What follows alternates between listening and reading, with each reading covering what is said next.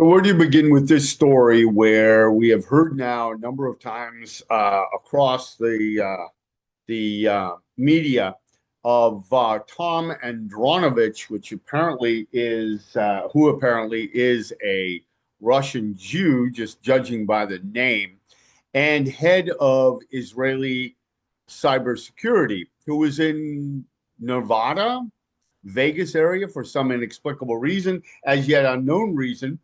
But according to the media reports, Mr. Andronovich was a person of considerable clout, and maybe that's why the government of the United States let him go. And I'm assuming the government because it's hard to believe that the feds didn't know about it. But if you haven't heard, Mr. Andronovich was in Vegas for some inexplicable reason, and over a 2 week period where he was there, I don't know what he was doing for 2 weeks there, but in any event, he was caught in an I.C.A.C sting, Internet Crimes Against Children Task Force sting, and he ended up being arrested and subsequently released. So let's get to the details of why that might be. It's pure speculation, but I want to cover a couple of articles here because I think this is utterly and completely fascinating. We have the article in Al Jazeera. Now, granted, Al Jazeera is a online magazine. It's a news organization, a worthy one. I read some of their stuff too. But when you look at the headline, how was an alleged Israeli child sex predator allowed to leave the U.S.? Okay, well, that's kind of interesting. Good question, I say. He was facing serious child sex charges in Nevada. Okay, so you go down here and you find out Tom Alexandrovich in Nevada was there. It doesn't say exactly why he was there. The U.S. government did not intervene. That's the official government reason. He did not request diplomatic immunity. That's in another case, another article here I'll get to. He was released on a $10,000 bond, though, but no monitoring appeared to take place, and it didn't seem like they kept him even overnight. So, what's interesting and what's outrageous, according to anybody looking at the case, especially Richard Davis, who is our Davies criminal defense attorney in Nevada, said that the average Joe gets arrested, appears in front of the justice of the peace within 24 hours, gets his bail conditions if he gets any, which includes GPS monitoring, restrictions on movement, and not being allowed to leave the state. But not only was Mr. Andronovich allowed to leave without an ankle bracelet, GPS, and not only to leave the state, but the country, with a promise apparently to return on, according to one other article, on August 27th for a hearing, is really baffling. And I'm paraphrasing the last part here. He arrived on August 6th, and he walked fairly soon into a sting that was directed by Las Vegas Metropolitan Police Department, targeting child sex predators. Okay, we'll get to why that's a little fishy right there. Targeting child sex predators, right? I've already told you how they do it. They don't sit back and do this and wait. No, they get right into the business of luring you in and then claiming that you initiated everything. Okay, had 8 suspects over 2 weeks. I don't know what he was doing there over 2 weeks. In any event, according to this, he thought he was texting with an undercover 15-year-old girl, but it was an undercover agent. When arrested, he said, "Hey, I got to make my flight back to Israel. I got to get on with my life because that's really important." He said it's very important he get numbers for his flight. And apparently, the local officials, if you were to believe this article, said that we have to give him what he wants. He's part of the intelligence community. He's very, very important. And they let him leave. I find it highly unusual that they didn't call the State Department at a minimum and say, we got a problem here, like a little advice here. They most likely did, and they got the advice, and the advice was to let him go. which is really kind of interesting for a group of people in a government who has repeatedly said they're going to stamp out pedophiles, but we keep finding more and more of them, including inhabiting the White House. It's astonishing the number of people who are under suspect, possibly in the White House and in other places in the government, or among certain legislators who are the most aggressive against child predation.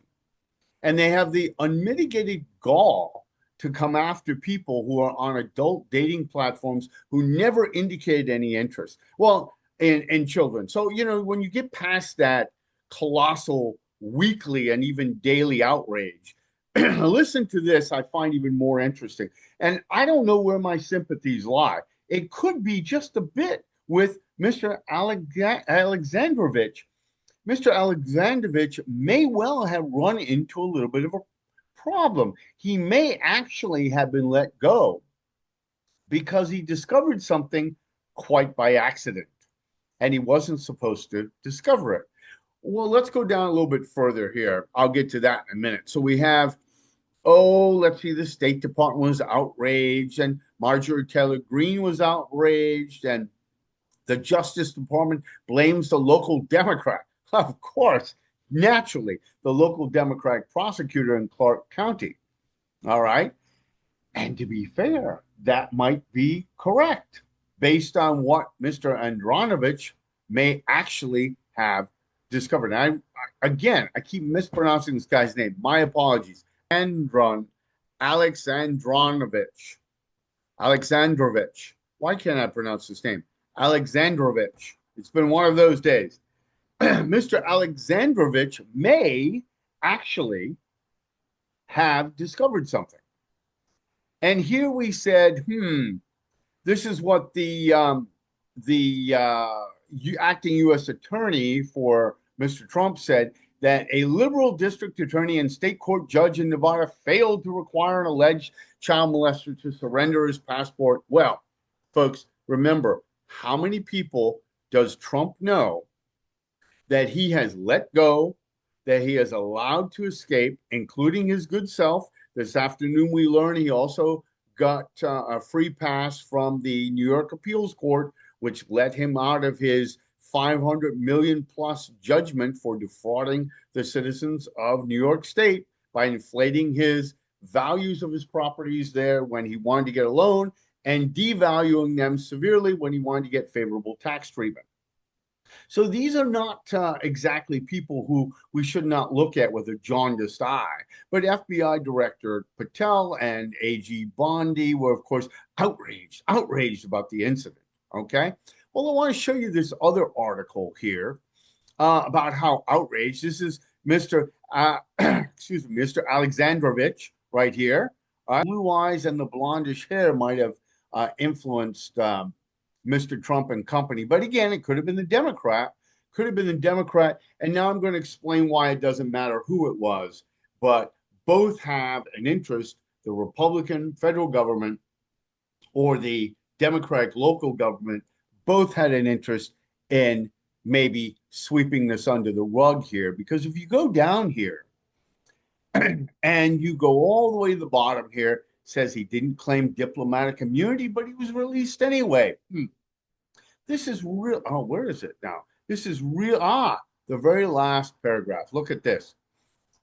Alexandrovich, I'll try to highlight it again, stated he felt the girl, quote, pushed him to talk about bringing a condom, yet could not remember how many times the girl pushed him, police documents stated. Well, remember, this is somebody who probably has pretty good English, but it is not his first language, but he understood enough to say that he was pushed, prodded. Well, this is what a lot of I.C.A.C victims, adult victims of these overzealous police officers have said over and over again. And he said it over and over and over again, which might require, because of the I.C.A.C cooperative arrangement with governments overseas, that maybe I.C.A.C would have to explain it to him. In fact, maybe they did explain it to him.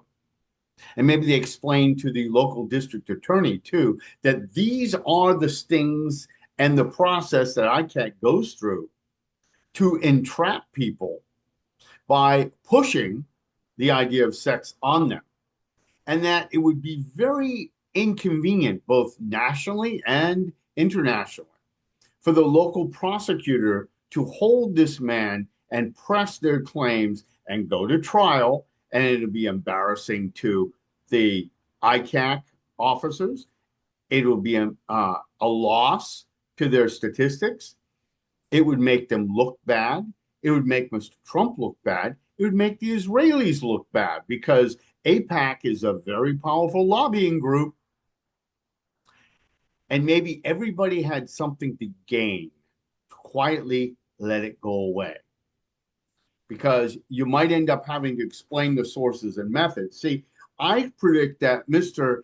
Alexandrovich is going to be put in a position where either he's going to have to come back and face some music like the rest of the people who have been so charged, or and possibly reveal lots of really uncomfortable things. Because if he's going to save his skin, he's got to potentially throw I.C.A.C under the bus, or it might quietly just go away. Let me know what you think in the comments section.